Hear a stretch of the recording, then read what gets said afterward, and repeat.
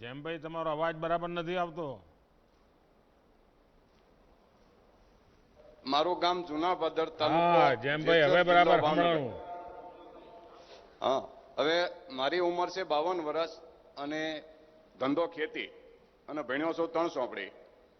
હવે ખેતીમાં શાકભાજી અને ફળાવ છે એ તો ભાવનગર અને જુનાગઢ એ સપ્લાય થઈ જાય. બાકી રહ્યું શાકભાજી રીંગણા. તો રીંગણા અમે 1987 થી સુરત સપ્લાય કરીએ. તો સુરત પહેલા જતા 1987માં 17-18 કલાક તક. હવે પછીથી 95 પછીથી 12-13 કલાક લાગે છે અને એમાં ટ્રાફિક આવી જાય તો બીજે દિવસે વારો આવે. હવે અમારા માટે ખુશીના સમાચાર તો એ છે કે જે દરિયાઈ માર્ગે અમને જે લાભ મળશે, રોજની 10 થી 12 ગાડી અમારી સુરત રીંગણા જાય અને એટલા રીંગણા જાય છે કે 4 થી 5 જાતના જાય પાછા. પછી દરિયાઈ માર્ગે અમને એવો લાભ થશે કે ડીઝલ બચશે, ટાયર ગાડીના બચશે, ડ્રાઈવરને આરામ મળશે અને વહેલી તકે અમારું શાકભાજી માર્કેટમાં પહોંચે એટલે સારો ભાવ મળશે. બીજું અમને સાહેબ એ ખ્યાલ નહોતો, બીજાને તો લાભ થશે, અમને તો પૂરેપૂરો લાભ થશે કે દરિયાઈ માર્ગે અમારું શાકભાજી જે એસી કન્ટેનરમાં જાય તો તાજું ને તાજું રહેશે એટલે સારામાં સારો અમને ભાવ મળશે. એથી ઓલા દરિયા કાંઠે રસ્તે જતા અમે તો એ રસ્તે ખાડા એટલા આવતા, ધુવાડો એટલો આવતો કે ફેફસા ખરાબ થઈ જતા, લાઇટો એટલી આવતી તો આંખો ખરાબ થતી, રિટર્ન ડ્રાઈવરને પાછું આવવું હોય તો ઝોકા ખાતો આવતો. એના માટે અમને આ સારામાં સારો ફાયદો અને એ ફાયદા માટે નરેન્દ્રભાઈ, વિજયભાઈ રૂપાણી કે મનસુખભાઈ માંડવિયા ખૂબ ખૂબ આભાર માનું છું. જય હિન્દ, જય ભારત. તમે એટલું બધું વિસ્તારથી કહી દીધું જેઠાભાઈ કે મને લાગે છે કે આ નવી વ્યવસ્થાથી કેટલા પ્રકારના લાભ મળે છે, સરળતા કેટલી આવે છે, બધા વિશે તમે એક સાથે સમજાવી દીધા. હું માનું છું કે આખા કાર્યક્રમનો કોઠાસૂઝથી માણસ, આપણે એમ કહ્યું કે આપ 3 ચોપડી ભણેલા છો અને ખેતીનું કામ કરો છો, છતાં પણ આખું એનું અર્થશાસ્ત્ર, આખું એનું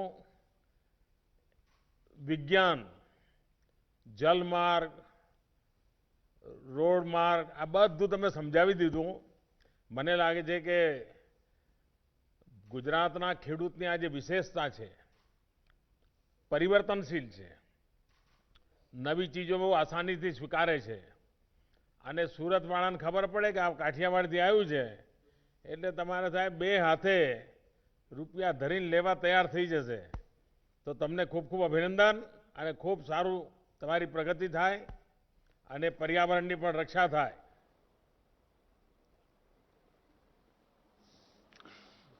अन्य कौन बात करसे? घोगा में से ही आसिफ भाई सोलंकी जी जुड़ रहे हैं. इनका ट्रांसपोर्ट बिजनेस है सर और ये भावनगर से सूरत और मुंबई आते जाते रहते हैं. आसिफ भाई जी. हेलो, नमस्कार सर. आसिफ भाई नमस्ते. नमस्ते नमस्ते सर जी. कहाँ के मेरा हो नाम आप आसिफ आसिफ? भाई. हाँ जी, कहाँ से रहने वाले? मैं भावनगर गुजरात से हूँ सर. मेरा ट्रांसपोर्ट आप का काम है गुजराती सर. बोलेंगे तो चलेगा. चलेगा. ठीक है सर, ठीक है सर. સર મારું નામ આસિફ સોલંકી છે. હું ભાવનગર ગુજરાતનો છું. એ ભાવનગરથી સુરત, વાપી, મુંબઈ અમારી ટ્રક ચાલે છે અને એમાં એક્સપોર્ટનો સામાન હોય છે, બીજા નંબરમાં પાવડર હોય છે, મશીનરી પાર્ટ હોય છે, આ બધું વગેરે વગેરે અમે સામાન ત્યાંથી લઈને જાય છીએ. ને આ રોરો ફેરી સર્વિસ થવાથી અમને, અમારા ડ્રાઈવરને અમને બહુ જ ફાયદો છે. પહેલું તો અમારા ડ્રાઈવરને 5-1 કલાક આરામ મળશે. બીજું અમારા માટે રોડનું ટ્રાફિક જામની સમસ્યા નીલ થઈ જશે.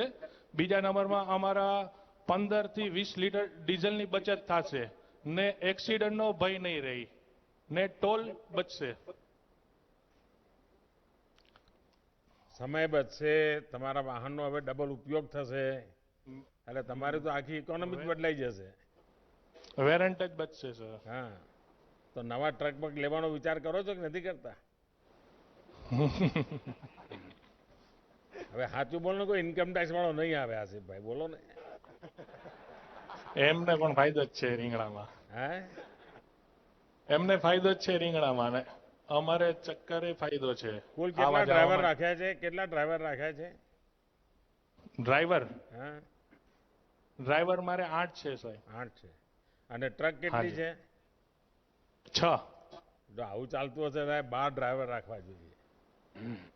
નહીં સર, કોઈમાં તમે ડબલ એક ડ્રાઈવર જાય છે. પાસેથી આટલું બધું કામ લો ચાલતું હશે હમ, પછી હમ, એની તબિયત બગડી જ જાય ને. નહીં સર, એ માટે તો અમારે આ રોરો ફેરી સર્વિસ છે ને. હવે આભાર હવે આવી જ તમારો, ભાઈ. આજે તમે ચાલુ કરો છે એ માટે અમારે જ ફાયદો છે સર. ડ્રાઈવરને આરામ, ઘણી વાર શું અકસ્માતનું એક કારણ આ હોય છે ડ્રાઈવરને જેટલો આરામ મળવો જોઈએ એટલે નથી આપતા, ને ખેંચાવતા હોઈએ, કામ ખેંચાવતા હોઈએ, અને હા, સવારે હા, પછી 4-5 વાગે આંખ ઢળી જાય તો એ બધું ગાય, બધા પૈસા તમારા બચાયેલા નકામા થઈ જાય. તો આટલું કરશો સર હવે હાજી. ચાલો, ખૂબ ખૂબ ધન્યવાદ અને ખૂબ પ્રગતિ કરો આસિફભાઈ. ओके सर, तो हमारो खूब खूब आभार सर. नमस्कार. जय नमस्ते। हिंद. सर अब हजीरा से भी कुछ लोग बात करना चाह रहे हैं सर. उनमें सर सबसे पहले बात कराता हूं सर श्री नंदलाल जी से. ये सर कृषि पैदावार का भी व्यवसाय करते हैं और डायमंड ब्रोकर भी हैं सर. हेलो, नंदलाल जी बात करिए. नमस्ते मोदी सर. નંદલાલજી નમસ્તે. મોદી, નમસ્તે સર. અમારું વર્ષોથી હજીરા ઘોઘાનું સપનું હતું અને આજ સાકાર થવા જઈ રહ્યું છે. હું ડાયમંડ બ્રોકર છું અને ખેતીવાડી સાથે સંકળાયેલો ખેતીવાડી કરું છું અને મારે વારે વારે અવારનવાર જવાનું થતું હોય છે સૌરાષ્ટ્ર. અને આ રોરો ફેરીથી અમે વન ડેમાં એક જ દિવસમાં અમારું કામ કરી અને પાછા અમારા હીરાના ધંધા સાથે જોઈન્ટ થઈ જઈશું. એનાથી અમને ઘણો બધો ફાયદો થવાનો છે. આ રોરો ફેરી એમ વર્ષોથી અમારી માંગણી હતી. મનસુખભાઈને મેં વારે વારે લેટર પણ લખેલા હતા. અમારા કુમારભાઈ કાનાણી, પ્રવીણભાઈ ઘોઘારીને રજૂઆત કરી હતી. તો આપ આ વિજયભાઈ, મનસુખભાઈ અને આપનો, મોદી સાહેબ, આપનો અમે ખૂબ ખૂબ આભાર માનીએ છીએ કે આ સેવા અમારા પબ્લિકને અમે પ્રોવાઈડ કરી છે. એની માટે ખૂબ ખૂબ ધન્યવાદ. અને આવતા દિવસોમાં સુરતથી સૌરાષ્ટ્રની અવરજવર પણ વધી જશે. ત્યાંની ખેતીવાડી કરવાની લોકો જશે અને એક વન દિવસમાં જ આવવાનો છે તો લઘુ ઉદ્યોગો પણ ત્યાં ડેવલપ થવાના છે. હીરાના કારખાના થાય અને ખેતીવાડીનો અમે જે વસ્તુ નથી પકવતા એ હવે શાકભાજી કે બીજી કોઈ પકવી અને અહીંયા લાવશું. સમયના હિસાબે અમે નહોતા પકવી શકતા, શોર્ટ ટાઈમમાં આવશે, એનાથી ઘણો બધો ફાયદો થવાનો છે. ચાલો નંદલાલભાઈ, તમને અને તમારા બધા સાથીઓને તમે તો બહુ કમાલ કરી છે. સુરત આવો તો હીરા અને ભાવનગર આવો તો હળ. એક બાજુ હળ ચલાવવાનું, બીજી બાજુ હીરા ચમકાવાના. સાહેબ અમે તમને ગુજરાતના મુખ્યમંત્રી હતા ને ત્યારે તમને મેં સાંભળ્યા છે રૂબરૂ, અને તમે એવું કીધું હતું કે હીરા સાથે બીજો પણ ધંધો ડેવલપ કરજો. એને એ અમે લક્ષ્યમાં લીધેલું છે. ચલીએ, અને સાહેબ, આપની મારી વાત તમે યાદ રાખી અને બધા લાગુ કરીએ, બધા અભિનંદન. ओके, थैंक यू भैया. सर अब गिरीश भाई वाघेला जी हैं सर. ये हीरा उद्योग में रत्न कलाकार हैं सर. ये हजीरा से ही जुड़ रहे हैं सर. साहब नमस्ते. नमस्ते साहब. हाँ गिरीशभाई. हाँ हूँ साहब हीरा घसो છું. ક્યાંના છો? 15 વર્ષથી. હે? ક્યાંના વતની? 15 વર્ષ. આ વતની પાલીતાણા તાલુકાનું ગણધોળ ગામ. અચ્છા. ગણધોળ ગામનો હું વતની છું. 15 વર્ષથી હીરા કહું છું. અને આ પરેશાની બહુ થતી બસમાં જવાની. આ અમારી માટે બહુ ફાયદો થશે નાના માણસ માટે. હવે હજારો કારીગર છે. ખેડૂતના દીકરાને હે ની પરેશાની, એ તો ટ્રકમાં જતો રહે, ટ્રેક્ટરમાં જતો પણ રહે. ખેતી સાહેબ થોડે થોડી હોય ને. એટલે મારા પિતાજી છે ને, મમ્મી એક છે તો જવું પડે. એક નકરી ખેતીમાં કાંઈ થાય નહીં. પણ હવે હીરા કેમ? હીરામાં પડી ગયા તો પછી જરા મહેનત કરવાનું મન નહીં થતું હોય. હવે મહેનત તો બે જગ્યાએ કરવી પડે ને સાહેબ. પણ હીરામાં તો એ કમાઈ ચાલે જાય નકર ને. હવે ખેતરમાં જવું પડે ને બધું કઈ ગમતું નહીં હોય. હા સારું સાહેબ, નમસ્તે. એટલે આવું કર્યું એકદમ. હે? ના જાવું નથી. ભલે ભલે બેસો. सर अब सुश्री भक्ति स्नेहल शाह जी हैं सर. ये एक फ्रीलांसर ग्राफिक डिजाइनर हैं सर. ये भी हजीरा में ही हैं सर हमारे साथ. નમસ્તે સર. નમસ્તે. ભક્તિબેન શું ભણ્યા છો? મેં પોસ્ટ ગ્રેજ્યુએશન કર્યું છે સર. અને ડિઝાઇનિંગ. ક્યાંના છો? રહેવાના ક્યાંના છો? સુરતી જ છો કે સુરત. હુરતી જ છો? સુરતમાં જ રહે. હે સોરી. મેં કહ્યું હા હુરતી છો? સુરતી જ છું સર. હા સર સુરતી. તો તમારા ડિઝાઇનના નાને શું લેવા દે અરે ફેરી સર્વિસને? હા એ તો છે. હમણાં હું બિઝનેસના પર્પઝથી નહીં, પણ જેમ કે હું જૈન છું અને પાલીતાણા છે તે અમારું તીર્થ સ્થાન છે જ્યાં અમે ઘડી ઘડીએ દર્શન માટે જતા હોઈએ છીએ.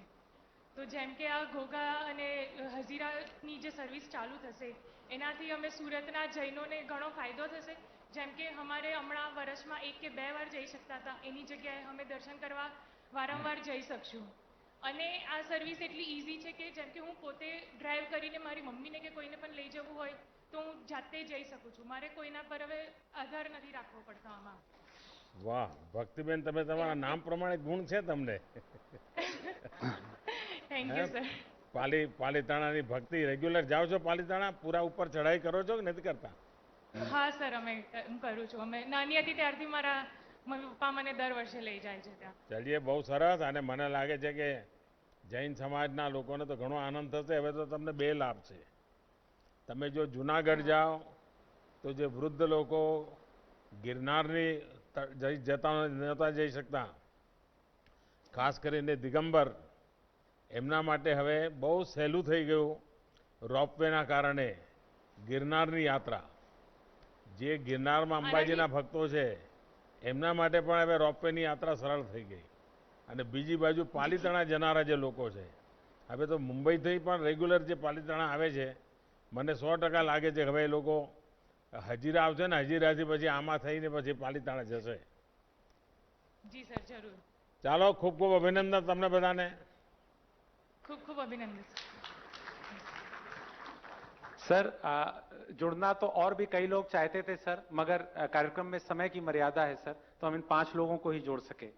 सर मैं अब आपसे अनुरोध करता हूं कि कृपया हजीरा पोर्ट में रोपैक्स टर्मिनल का डिजिटली उद्घाटन करने की कृपा करें. तत्पश्चात इस परियोजना से संबंधित जानकारी एक लघु फिल्म के माध्यम से प्रदर्शित की जाएगी. माननीय प्रधानमंत्री श्री नरेंद्र मोदी जी के कर कमलों द्वारा हजीरा में रोपैक्स टर्मिनल का उद्घाटन एवं हजीरा से घोघा के बीच रोपैक्स फेरी सर्विस का flag of.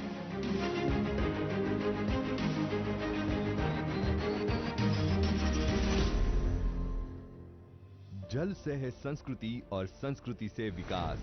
Hazira Ghogha RoPax फेरी बदलेगी इतिहास. गुजरात में सूरत और सौराष्ट्र के संबंध काफी सालों से घनिष्ठ है. सौराष्ट्र के करीब 20 लाख लोगों ने अपने घर, जमीन, परिवार से दूर रहकर सूरत में अपनी व्यावसायिक प्रगति की खोज की है. इसी खोज में वतन से दूरी कम ना हो, इसलिए हमारे देश के विजनरी प्रधानमंत्री श्री नरेंद्र मोदी जी के विजन की बदौलत अब सौराष्ट्र और सूरत जुड़ने जा रहे हैं जल मार्ग से, रोपैक्स फेरी सर्विस से. ऐसा प्रोजेक्ट है जो मेरे दिल को छुआ हुआ है.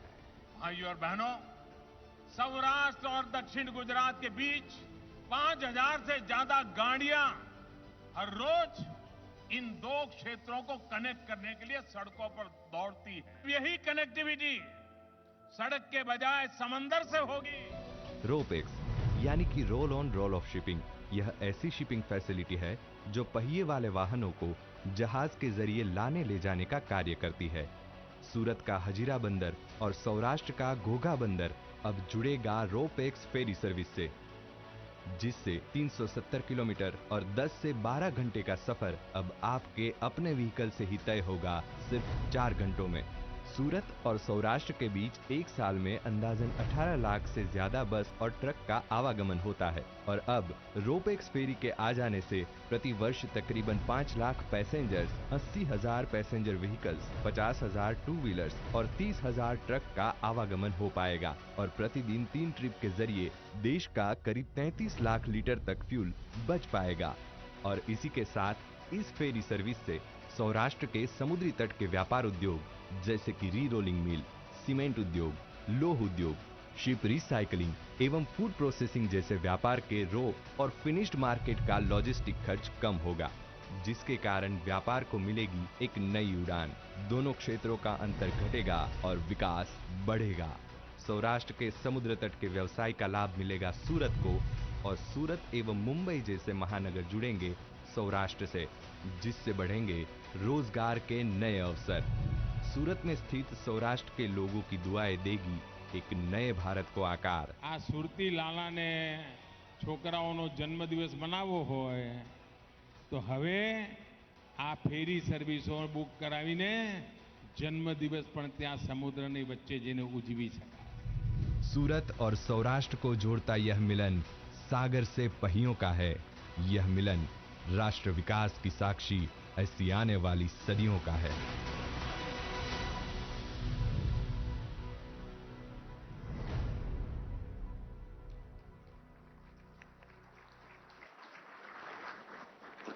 धन्यवाद सर। जिनकी कल्पना आज Hazira Ghogha ro pax ferry सेवा के रूप में साकार हो रही है, जिनके नेतृत्व में देश तेजी से विकास और आत्मनिर्भरता की ओर कदम बढ़ा रहा है, ऐसे हमारे यशस्वी प्रधानमंत्री जी की ओजस्वी वाणी सुनने के लिए हम सब आतुर हैं।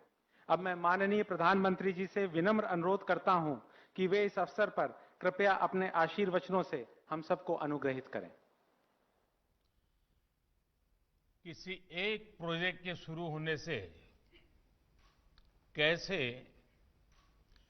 ईज ऑफ डूइंग बिजनेस भी बढ़ती है और साथ साथ ईज ऑफ लिविंग भी कैसे बढ़ती है, इसका ये उत्तम उदाहरण है। अभी मुझे जिन 4-5 भाई बहनों से बात करने का मौका मिला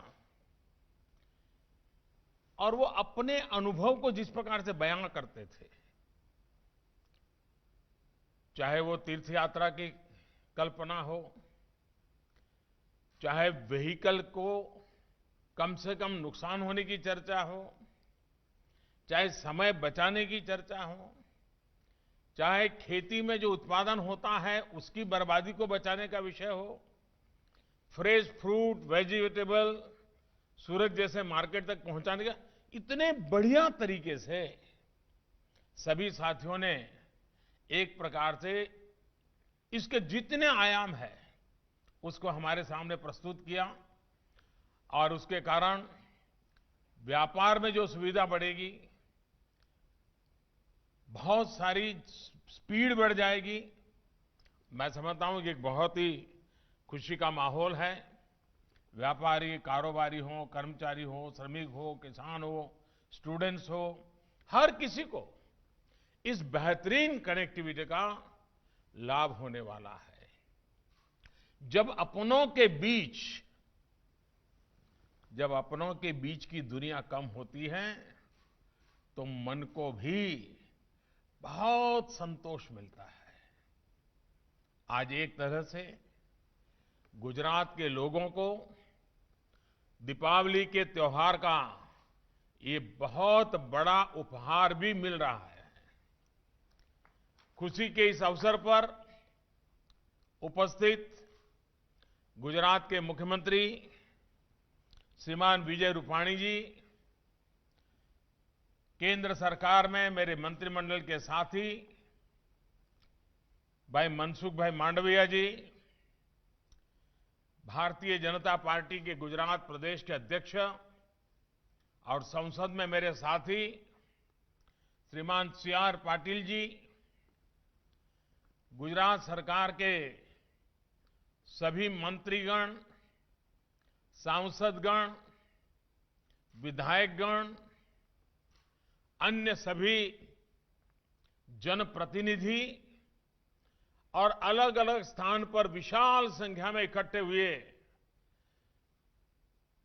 मेरे प्यारे भाइयों और बहनों, आज घोघा और हजीरा के बीच रोपैक्स सेवा शुरू होने से सौराष्ट्र और दक्षिण गुजरात दोनों ही क्षेत्रों के लोगों का बरसों का सपना पूरा हुआ है।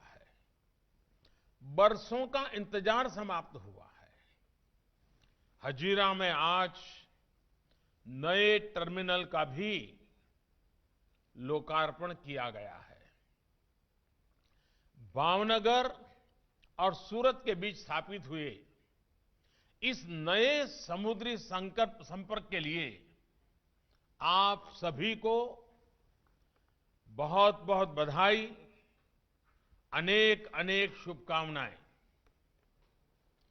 साथियों, इस सेवा से गोगा और हजीरा के बीच अभी जो सड़क की दूरी 450 किलोमीटर की है, वो समंदर के रास्ते तरफ 90 किलोमीटर रह जाएगी।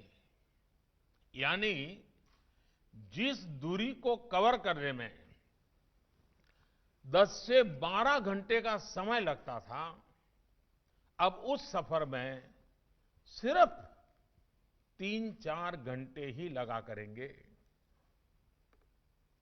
ये समय तो बचाएगा ही, आपका खर्च भी कम होगा। इसके अलावा सड़क से जो ट्रैफिक कम होगा, वो प्रदूषण कम करने में भी मदद करेगा। जैसा यहां अभी बताया गया, साल भर में, यह आंकड़ा अपने आप में बहुत बड़ा आंकड़ा है, साल भर में करीब 80,000 यात्री, यानी 80,000 यात्री गाड़ियां, कार, करीब करीब 30,000 ट्रक इस नई सेवा का लाभ ले सकेंगे। सोचिए कितना ज्यादा पेट्रोल डीजल की भी बचत होगी।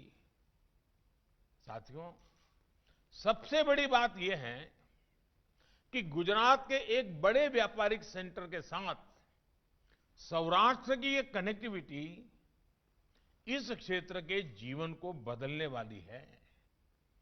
अब सौराष्ट्र के किसानों और पशुपालकों को फल, सब्जी और दूध सूरत पहुंचाने में ज्यादा आसानी होगी। सड़क के रास्ते पहले फल, सब्जी, दूध जैसी चीजें इतना लंबा समय होने के कारण और ट्रक के अंदर उठापटक रहती हैं, तो काफी कुछ नुकसान भी होता है। खास करके सब्जी को, फलों को काफी नुकसान होता है। ये सब बंद हो जाएगा। अब समंदर के रास्ते पशुपालकों और किसानों के उत्पाद और तेजी से, ज्यादा सुरक्षित तरीके से बाजार तक पहुंच पाएंगे। इसी तरह सूरत में व्यापार कारोबार करने वाले साथियों और श्रमिक साथियों के लिए भी आना जाना और ट्रांसपोर्टेशन बहुत आसान और सस्ता हो जाएगा। साथियों, गुजरात में रोपैक्स फेरी सेवा ऐसी सुविधाओं का विकास करने में बहुत लोगों का श्रम लगा है। ये ऐसे आसानी से नहीं हुआ है। इसको करने में कई कठिनाइयां आई, रास्ते में कई चुनौतियां आई। इन प्रोजेक्ट के साथ मैं बहुत पहले से जुड़ा हुआ हूं और उसके कारण मुझे उन सभी समस्याओं की बहुत जानकारियां हैं। कैसी कैसी मुसीबतों से रास्ते निकालने पड़ते थे। कभी कभी तो लगता था अब ये कर पाएंगे कि नहीं कर पाएंगे, क्योंकि हम लोगों के लिए नया अनुभव था गुजरात में तो। और मैंने इन सारी चीजों को देखा है और इसलिए इसके लिए जो मेहनत की है, वे सभी अभिनंदन के अधिकारी हैं। उन तमाम इंजीनियर्स का, श्रमिकों का मैं आज विशेष रूप से आभार व्यक्त करता हूं, जो हिम्मत के साथ डटे रहे और आज इस सपने को साकार करके दिखा दे रहे हैं। आज वो परिश्रम, वो हिम्मत लाखों गुजरातियों के लिए नई सुविधा लेकर आई है, नए अवसर लेकर के आई है। साथियों, गुजरात के पास समुद्री व्यापार कारोबार की एक समृद्ध विरासत रही है। अभी मनसुख भाई सैकड़ों हजारों साल की तवारीख बता रहे थे कि कैसे कैसे हम सामुद्रिक व्यापार से जुड़े हुए थे। गुजरात ने जिस तरह बीते 2 दशकों में अपने समुद्री सामर्थ्य को समझते हुए पोर्ट लेड डेवलपमेंट को प्राथमिकता दी है, वो हर गुजराती के लिए गौरव का विषय है। इस दौरान गुजरात के कोस्टल इलाकों में इंफ्रास्ट्रक्चर और डेवलपमेंट के दूसरे प्रोजेक्टों पर विशेष ध्यान दिया है। राज्य में शिप बिल्डिंग पॉलिसी बनाना हो, शिप बिल्डिंग पार्क बनाना हो या स्पेशलाइज्ड टर्मिनल का निर्माण, हर इंफ्रास्ट्रक्चर को प्राथमिकता दी गई है। जैसे दहेज में सॉलिड कार्गो, केमिकल और एलएनजी टर्मिनल और मुद्रा में कोल टर्मिनल, इसके साथ ही वेसल ट्रैफिक मैनेजमेंट सिस्टम और ग्राउंड ब्रेकिंग कनेक्टिविटी प्रोजेक्ट को भी हमने पूरी तरह बढ़ावा दिया है। ऐसे ही प्रयासों से गुजरात के पोर्ट सेक्टर को नई दिशा मिली है। साथियों, सिर्फ पोर्ट में फिजिकल इंफ्रास्ट्रक्चर का निर्माण ही नहीं, बल्कि उन पोर्ट्स के आसपास रहने वाले साथियों का जीवन भी आसान हो, इसके लिए भी काम किया गया है।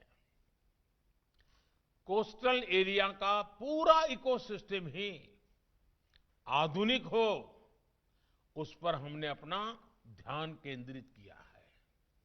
चाहे वो सागर खेड़ू जैसी हमारी मिशन मोड योजना हो या फिर शिपिंग इंडस्ट्री के स्थानीय युवाओं का स्किल डेवलपमेंट करके उन्हें रोजगार देना हो, गुजरात में पोर्ट लेड डेवलपमेंट का दायरा बहुत बड़ा रहा है। सरकार ने कोस्टल एरिया में हर प्रकार की बुनियादी सुविधाओं का विकास सुनिश्चित किया है। साथियों, ऐसे ही प्रयासों का परिणाम है कि गुजरात आज एक प्रकार से भारत के समुद्री द्वार के रूप में स्थापित हुआ है, गेटवे बन रहा है, गेटवे ऑफ प्रॉस्पेरिटी। बीते 2 दशकों में पारंपरिक बंदरगाह संचालन से निकलकर एकीकृत कॉम्प्रिहेंसिव का एक अनूठा मॉडल गुजरात में लागू किया गया है। ये मॉडल आज एक बेंचमार्क के रूप में विकसित हुआ है। आज मुद्रा भारत का सबसे बड़ा बहुउद्देशीय बंदरगाह और सिक्का सबसे बड़ा बंदी बंदरगाह है।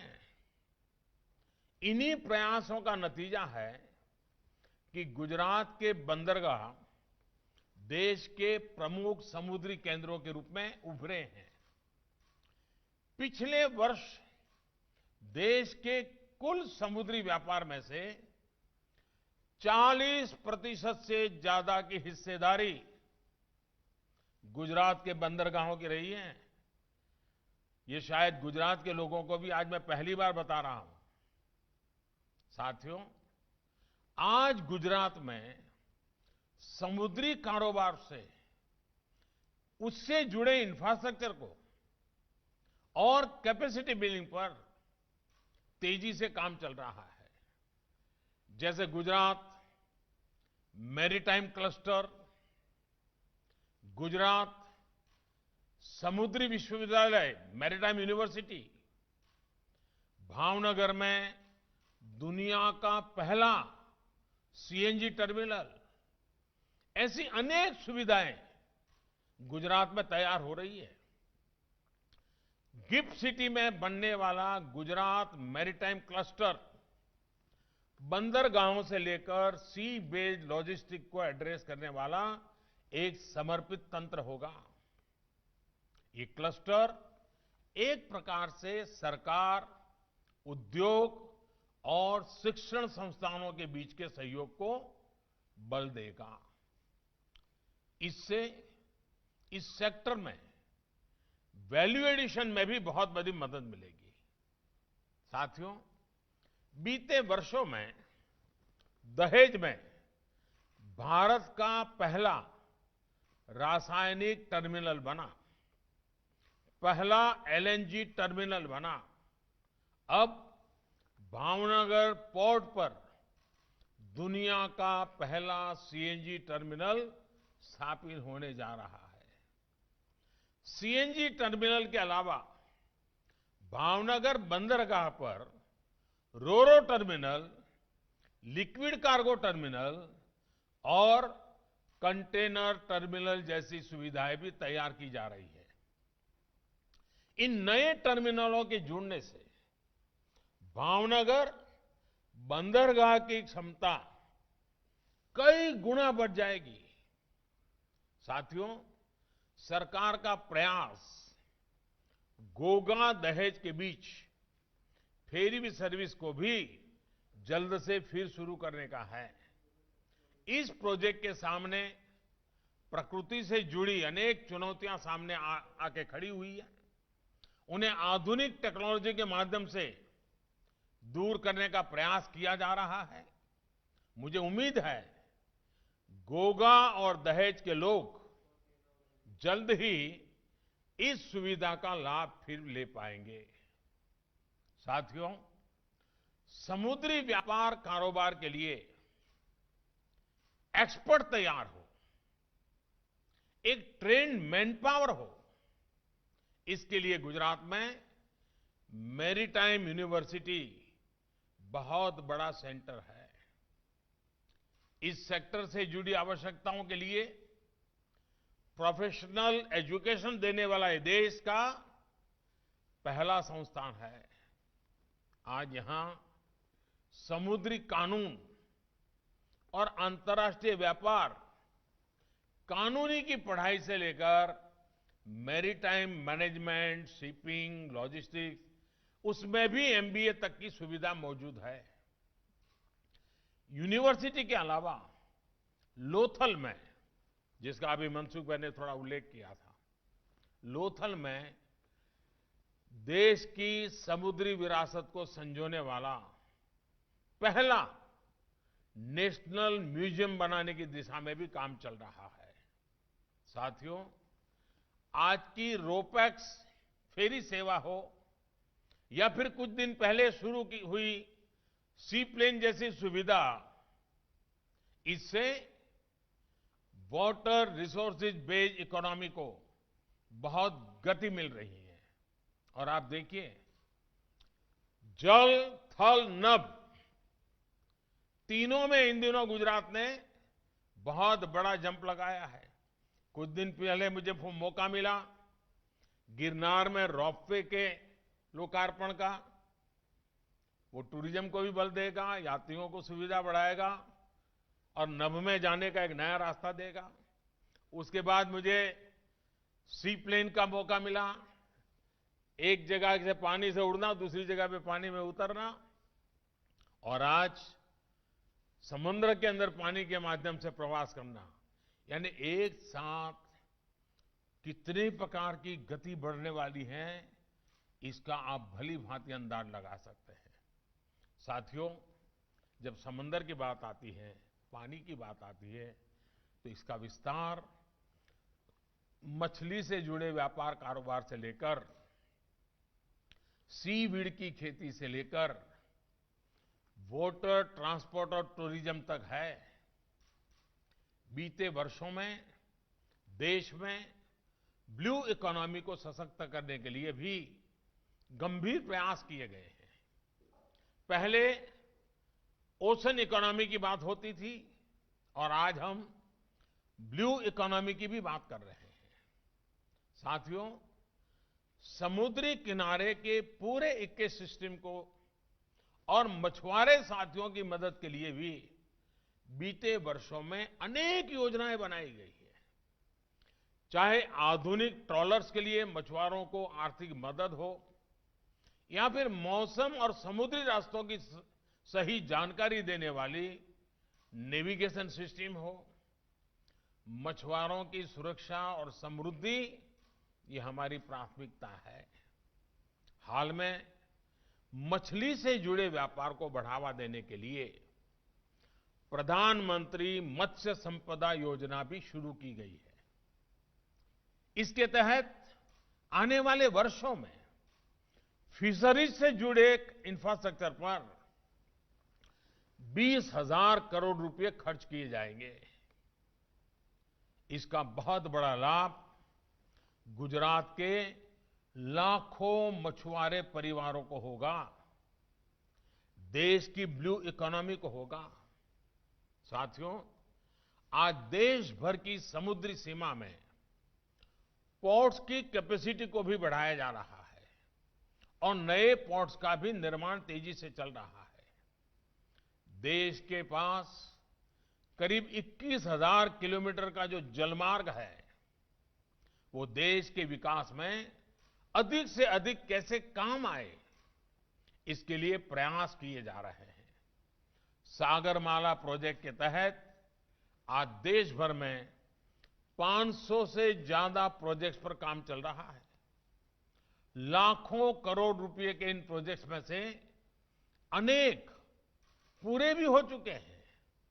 साथियों, समुद्री जलमार्ग हो या फिर नदी जलमार्ग, भारत के पास संसाधन भी रहे हैं और एक्सपर्टाइज की भी कोई कमी नहीं रही।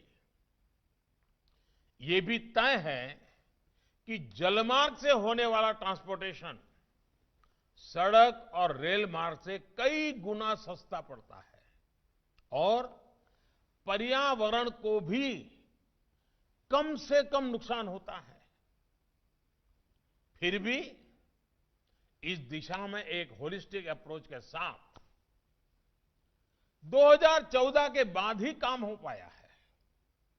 ये नदियां, ये समंदर, ये मोदी प्रधानमंत्री बनने के बाद नहीं आया है, ये था, लेकिन वो दृष्टि नहीं थी जो 2014 के बाद आज देश अनुभव कर रहा है। आज देश भर की नदियों में जो इनलैंड वाटरवेज पर काम चल रहा है, उससे कई लैंडलॉक राज्यों को समंदर से जोड़ा जा रहा है। आज बंगाल की खाड़ी में, हिंद महासागर में अपनी क्षमताओं को हम अभूतपूर्व रूप से विकसित कर रहे हैं।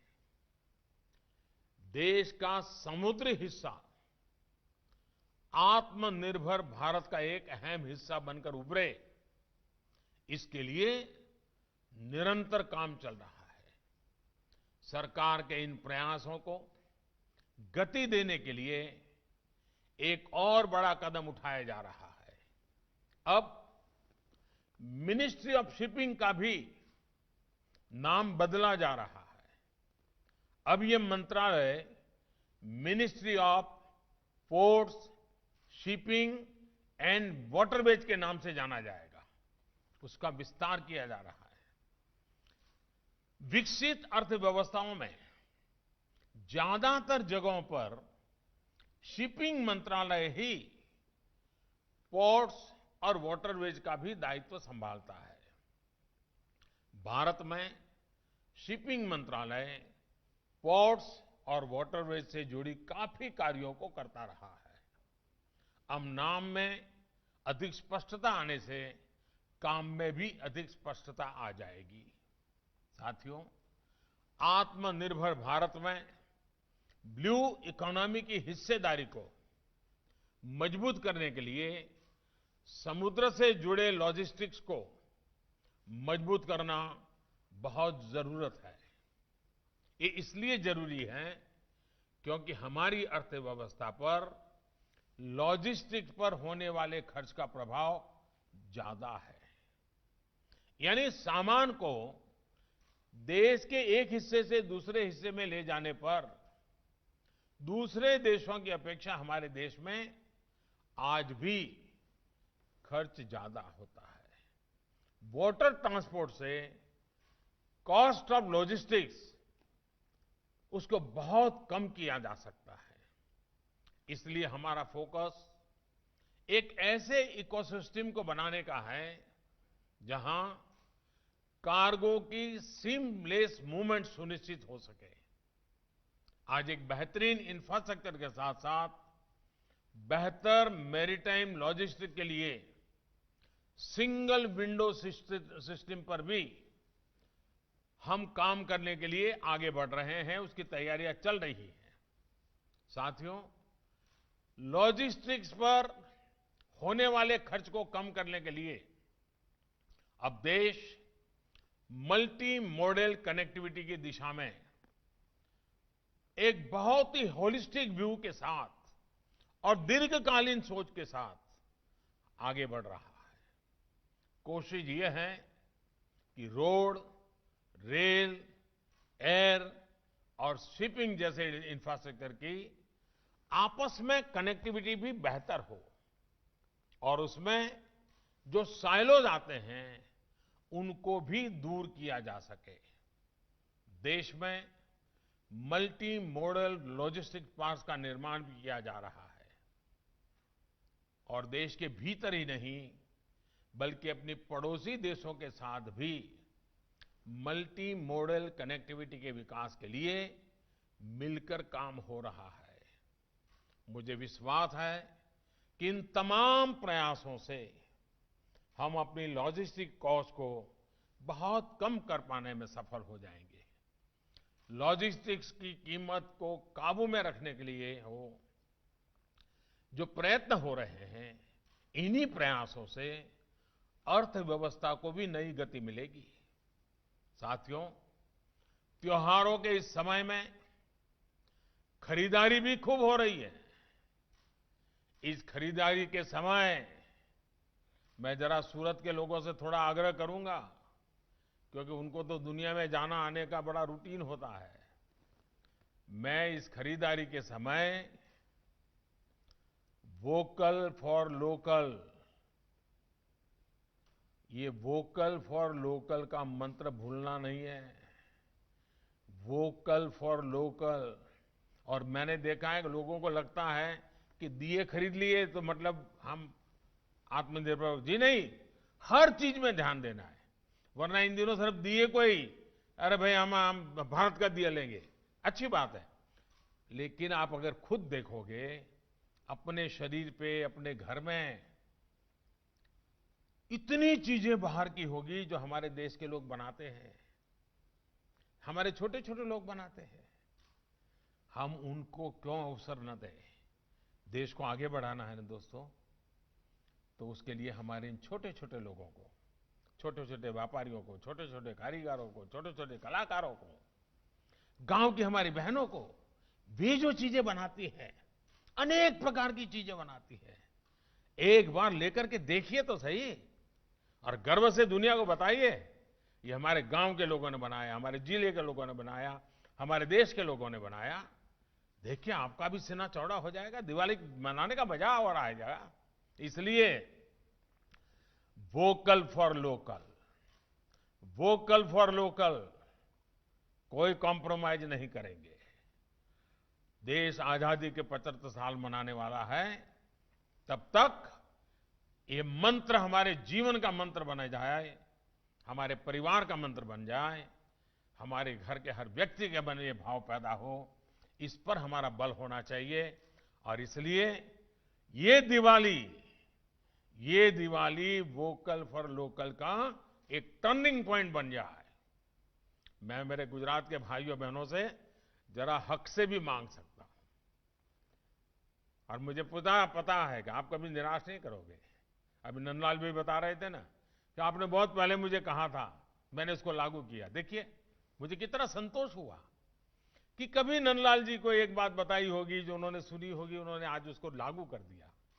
आप भी सब, मेरे लिए तो हर कोई नंदलाल है।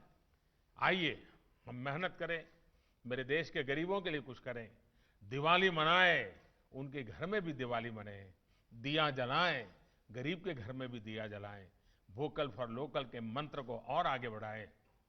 मुझे विश्वास है कि कोरोना के इस समय में आप सब भी पूरी सावधानी के साथ त्योहारों को मनाएंगे, क्योंकि आपकी रक्षा वो भी देश की ही रक्षा है। मेरे प्यारे भाइयों बहनों, पूरे देश के सभी नागरिक भाइयों बहनों को मैं आने वाले दिनों में, धनतेरस हो, दीपावली हो, गुजरात के लिए नया वर्ष आएगा, हर बात के लिए, हर त्योहार के लिए बहुत बहुत शुभकामनाएं देता हूं। बहुत बहुत धन्यवाद।